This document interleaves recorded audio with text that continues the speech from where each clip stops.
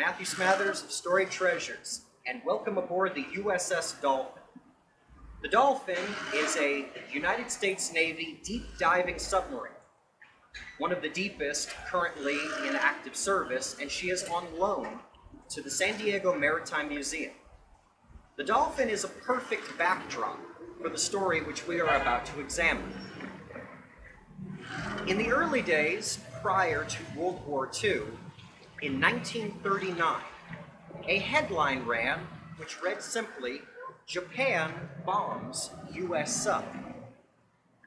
The article was interesting, and it detailed how an American submarine on patrol had been flanked by a Japanese destroyer, and a single plane had flown overhead and dropped a bomb alongside the sub.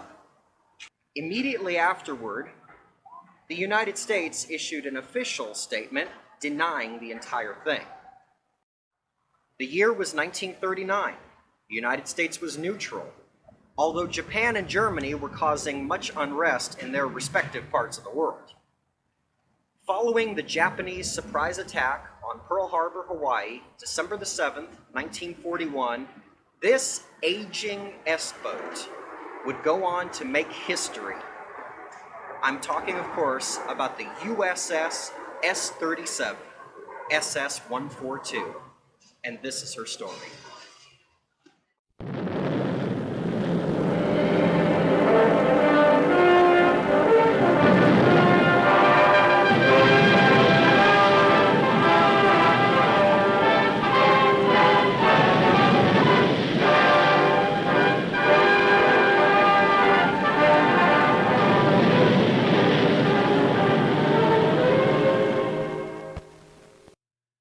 SS-142, the U.S.S. S-37, was a Type S-boat submarine that was based around the tried and trusted Holland designs of the First World War.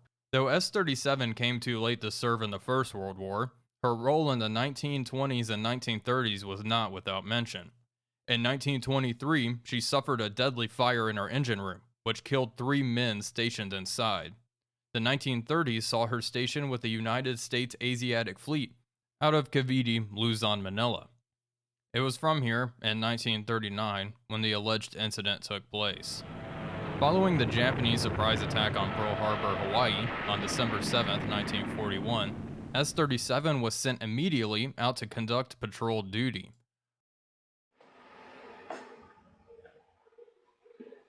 Life aboard an S-boat was very difficult and often cramped when compared to today's modern submarines. That being said, compared to the S-37, the U.S.S. Dolphin is a very modern submarine. Even so, the sub is almost as wide and as narrow as the S-37.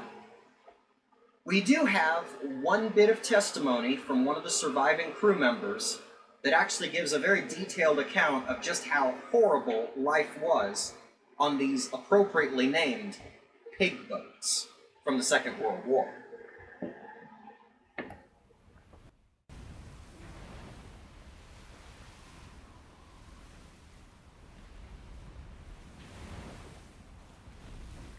The bunks beyond the wardroom are filled with torrid, skivvy-clad bodies, the sweat running off the white, rash-blistered skin in small rivulets. Metal fans are whirring everywhere overhead, and at the end of the bunks, close to my ear, I am playing cribbage with the skipper, mainly because I don't like to wallow in a sweat-soaked bunk most of the day. I have my elbows on the table near the edge, and I hold my cards with my arms at a slight angle so the sweat will stream down my bare arms without soaking the pile of cards in the center. Overhead is a fine net of gauze to catch the wayward cockroaches, which prowl across the top of the wardroom and occasionally fall straight down. They live in the cork insulation which lines the inside of the submarine itself. We've killed over 16 million cockroaches in one compartment alone. The deck in the control room is littered with towels, used to sponge up the water dripping off the men and the submarine itself. The food is routine, something canned. The dehydrated potatoes, powdered onions, and reconstituted carrots have the same general taste, like sawdust.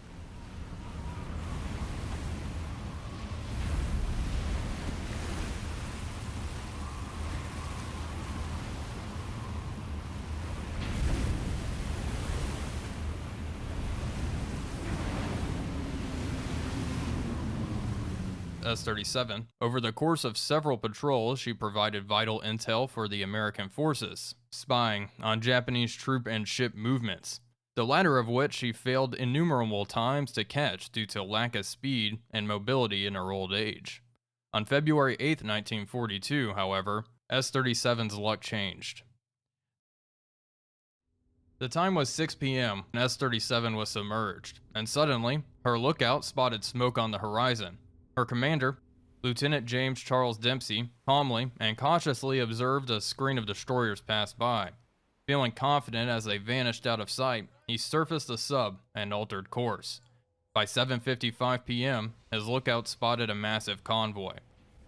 All told, there were 15 heavily laden transport ships, guarded by at least 8 destroyers in a tight formation.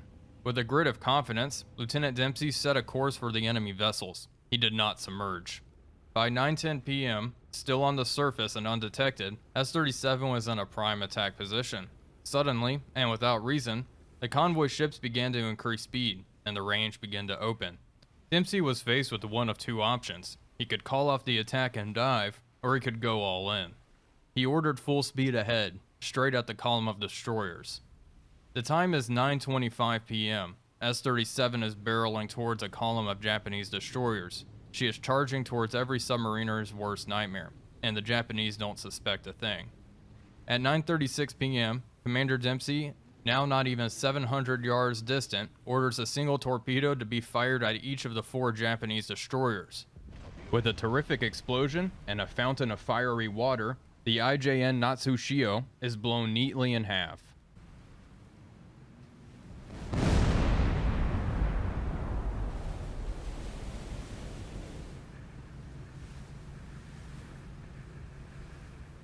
Dempsey orders a crash dive and manages to slip away despite the numerous depth charges lobbed in his direction. No damage is sustained, no crew are injured, and the S-37 chalked up the first ever Japanese destroyer kill of World War II.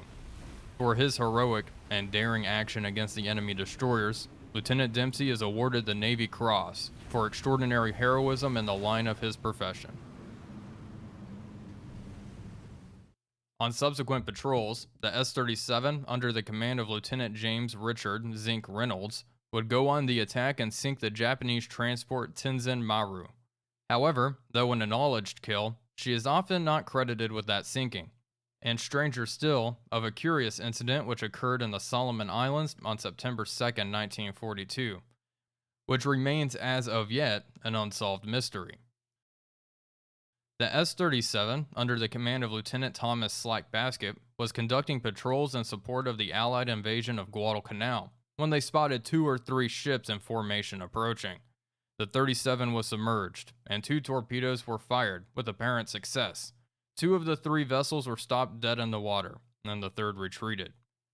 Visibility was hampered by fog, but when they surfaced, large oil slicks could be seen, the oil bubbling up from the surface from 2 apparent sources.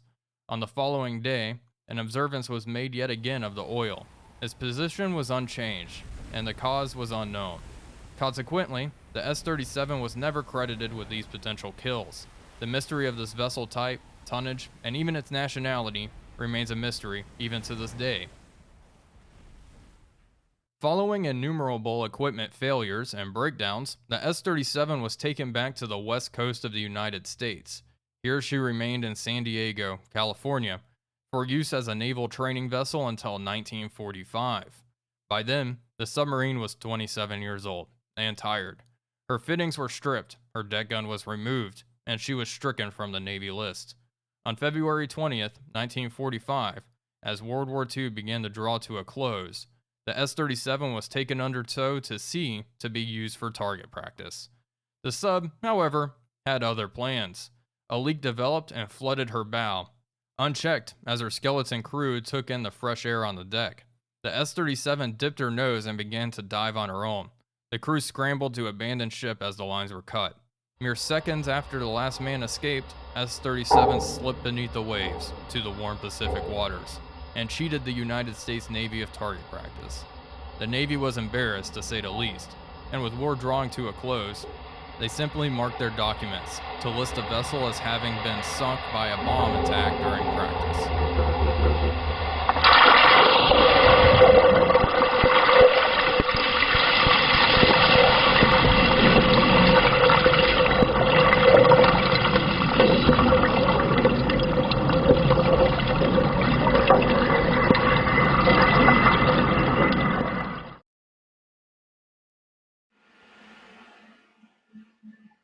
Through the periscope on Dolphin, you could almost see the location where S-37 lies today. The S-37 was discovered by Frank Ball and Robert Gowdy back in 1953, and a complex yet crude salvage operation followed. Initially, the United States Navy was okay with them salvaging, but due to the clerical effects of the report that had been filed in 1945, it took the Navy some time to figure out exactly what the S-37 was and how it came to sink at that particular location. The official reports, as previously mentioned, had stated that the sub was sunk as a target during bombing practice. As a result, while the Navy tried to figure out its own records and make the proper amending, Frank and Robert both salvaged S-37 of numerous fittings, valves, pipes, and fixtures. Ultimately, though, the largest salvage involved the removal of her propellers using a homemade wrench and dynamite. Fire in the hole!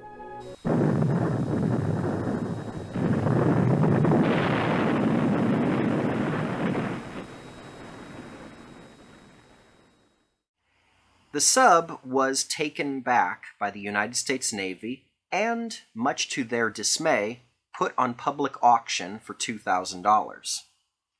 The sub was remarkably brought back to the surface, albeit for a brief time. However, by then, the rusted-out old sub could not stay afloat. She sprang innumerable leaks under the intense pressure of being brought to the surface, and consequently she sank for the final time. Today, the S-37 lies well within the surf line off Imperial Beach, adjacent to a United States Navy training center. The area is not off limits, and divers do visit the wreck on occasion. However, given the state of the wreck, there is little to see. Despite the fact that S-37 lies completely intact in one piece, the wreck is covered in several feet of barnacles, muzzles, and shells. This due to a ruptured sewage line back in the late 80s, early 90s, which ultimately allowed the marine life to feed off the pollution in the water. As a consequence, very little of the S-37 is actually identifiable now.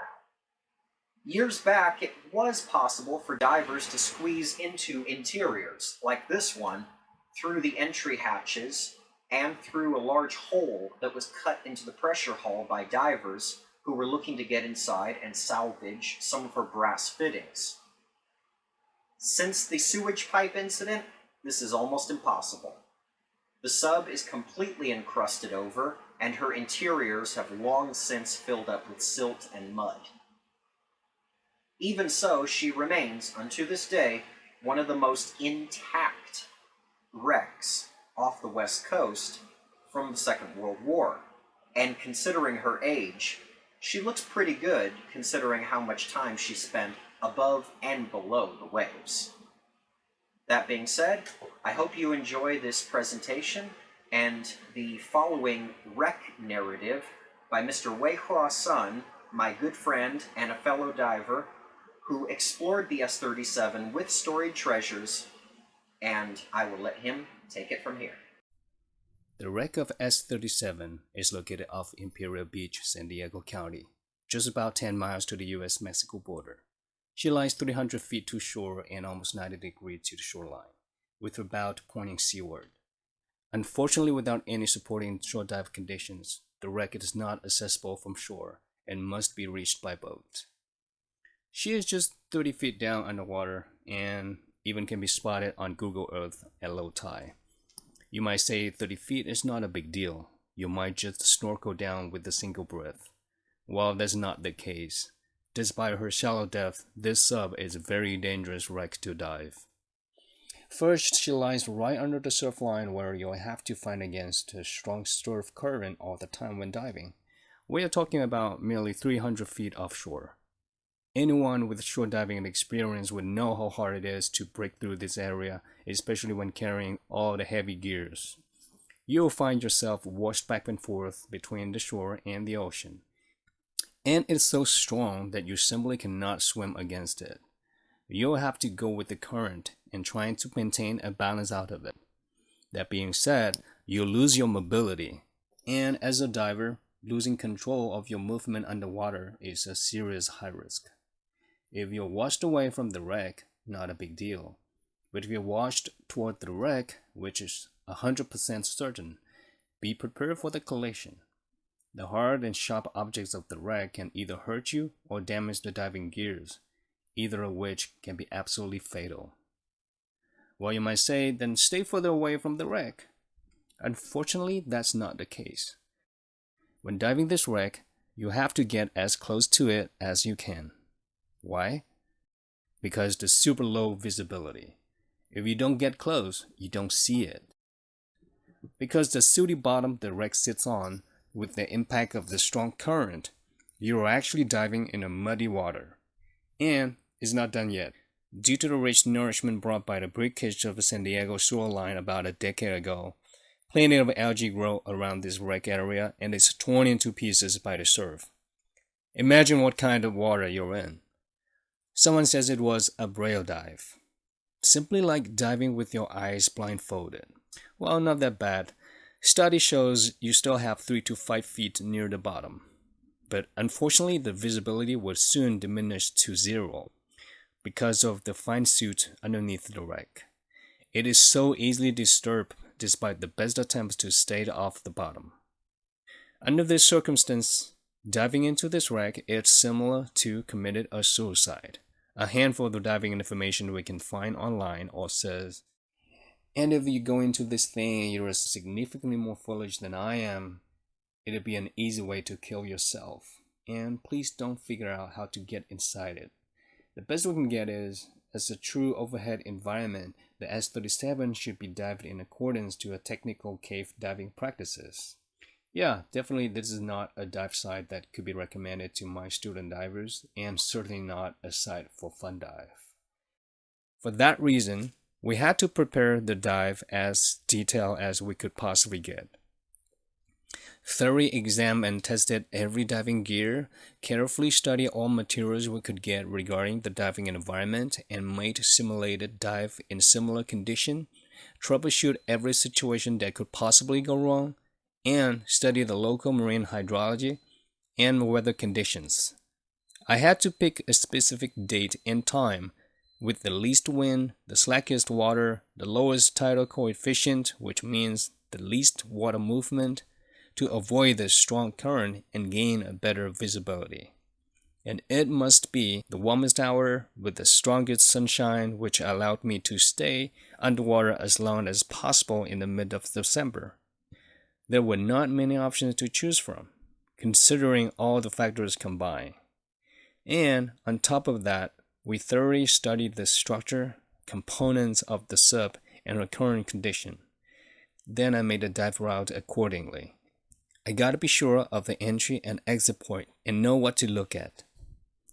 The dive has to be effective, and possibly only one chance is all I got because I might run out of air much sooner than usual because of the low temperature, low visibility, and the effort fighting against the current.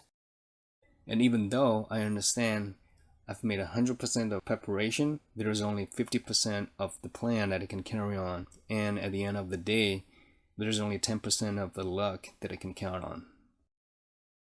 On December 16th, 2018, about 10:30 a.m., our charter boat arrived at the designated location. S-37 expedition started rolling. The visibility was not bad at the surface, approximately 10 to 15 feet. But once I descended, it turned bad dramatically down to only 3 feet at the bottom, which is as expected, if not worse. I could barely see my fingers when I fully extended my arm. Despite we've located the exact GPS coordinates of the wreck at the surface, most I could rely on was the compass when being blind underwater. You can see from the footage that I was maneuvering myself to match the compass reading at the surface. Other than that, I had to lower myself as close to the bottom as possible and navigate according to the sand ripples on the seabed and the movement of the wave. You can tell from the footage how awkward to videotape at this position while maintaining the GoPro up straight and holding the flashlight, which was almost useless. I knew the flashlight was of little help, but I was still expecting a surprise. Due to the shadowy algae pieces and various particles amid the water, the diffuse reflection totally blinded me. Anyway, minutes after, I was still unable to locate the wreck, possibly because the current washed me offset too much more than I calculated at the surface. Then I surfaced and made a second descent by increasing the offset value. I almost crawled at the bottom and made inch to inch towards where the compass led me. Oh, the visibility was terrible. I was like in a soup stirred up with shadowed vegetables and eggs and other murky stuff. My depth gauge reading was 30 feet, then slowly to 29, then 28. Roughly 2 minutes later, I noticed the water color was darkened. I knew that was it. I kept on going towards the large black object blended in the massive blur. I kept going and kept going with my right arm reached out in the front until finally I reached the giant black hard object. There you are, S-37. Honestly, I was a bit excited the moment I touched her. Feel like I touched her whole life. In a flash, I recalled every moment I could know of her. The day she patrolled in the Pacific Ocean, the day she sunk the first Japanese destroyer, and the day she retired. Right here, right in front of me, and here I am, after almost 74 years, she's lying underwater. Well, she was not like what she was at war, definitely. The first thing I noticed when I reached her was a large, irregular opening like an aftermath of an explosion. It was sad seeing her used to be sharp, mighty hull turn into this whole mess. The opening was so large that I could walk into it and go straight up vertically. All parts were gone. That's the confusing part. The sonar image, satellite image, hydro image all indicate the bow section is still intact, while other material says her stern was blown by dynamite when S-37 was served as an anti-surf training target. With that being said, the first section I reached should be, or at least feel more likely to be her stern instead of her bow, as recorded in many materials. Or it could be her bow, and the large opening was just something next to it. But because there's no other components identifiable, I literally had no idea what section it was. No anchor, no chain, no rivets, only the bent metal shape like you see those in a junkyard. I began swimming up and shoreward as planned. The hull was definitely unidentifiable. No metal exposed, the whole wreck was blanketed with several inches of mussel shells. It's been almost 74 years after all. In some part, I could still see flat surface resembling the original hull shape, but that was it. There was plenty of openings, but none of them was large enough that could lead to a significant interiors for me to explore, other than swinging my flashlight into it.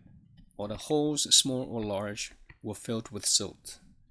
On the bright side, the visibility on top of the wreck was a bit better than that at the bottom. We're talking about probably 6 feet. But man, the current was a lot stronger. Since it was closer to the surface, I simply couldn't travel straight shoreward as planned, but had to zigzag to avoid the impact of the current while going with it and crawl on the surface on the wreck by grabbing the boat all the way. When zigzagging, I was able to see the wreck from different angles. I carefully calculated the distance I traveled, trying to recall anything I could know of, such as the conning tower. Unfortunately, the whole scene made me totally lose track. It did not look like a ship anymore. I even had a hard time to find some straight ship line alongside the hull, because it was cut off either by openings or bent metals. It was really hard to gain a whole picture of the wreck. All I could was to pick up some small details onto the footage for future analysis. I even ran into some confusion when I was about halfway up the length simply because I lost count. Plus, most of the parts and sections of the sub was entirely unrecognizable. I was totally disorientated when I was in a second large opening. I did not know where I was.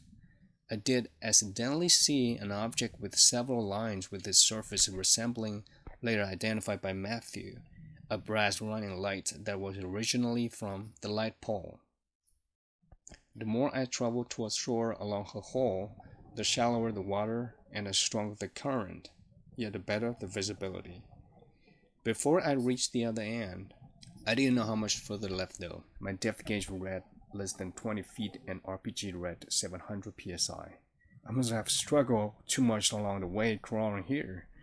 Well, I planned to make a round trip up and under the wreck. It looked like I had to end up with only one-way trip. That was it. I descended, and the moment I surfaced, I wanted to go back. And I still want to go back today to see her again, and to better know her current condition by understanding better those unknown sections and components.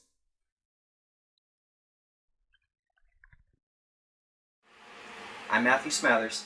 Thank you for watching. Take her down, they must be fly to the deep blue underneath the ocean. We'll control the ocean wide from down underneath the sea. They control the back of word in the future's yet to be. That will say, as long as there's a submarine underneath the